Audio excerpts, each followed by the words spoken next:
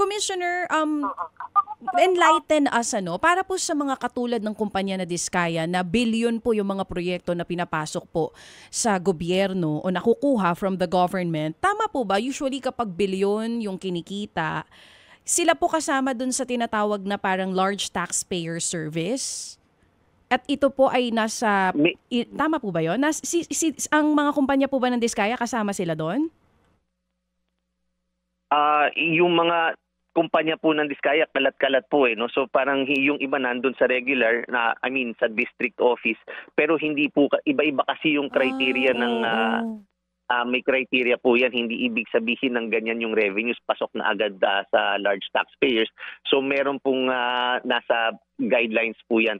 Although ngayon, nagkaroon ng batas na based yung classification ng taxpayers into large, medium, small, and micro based on sa revenues. Pero yung service kasi dito, specialized yung yung large taxpayer service ay hindi lamang tinitingnan yung revenues.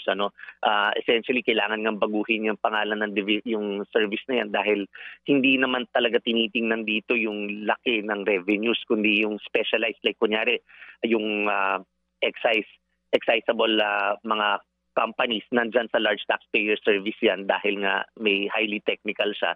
So kinakailangan na highly technical din ang tumitingin or yung mga conglomerate. So minsan kahit na maliit ang revenues pero parte ng isang conglomerate ay nandito rin sa large taxpayers. Mga kapatid, brothers and sisters, saan ka pa? Dito na tayo sa totoo. Dito na tayo sa True FM. Mga kapatid, mag-subscribe and follow po kayo sa social media accounts ng True Network PH. Yan po kami, hanapin nyo lang True Network PH, Facebook, Instagram, YouTube, TikTok, and podcast. Mapa Apple or Spotify man yan, mahahanap nyo kami. Lahat ng mga napapanood at napapakinggan nyo po sa programa, nasa social media accounts namin yan. So paano mga kapatid? See you sa social media!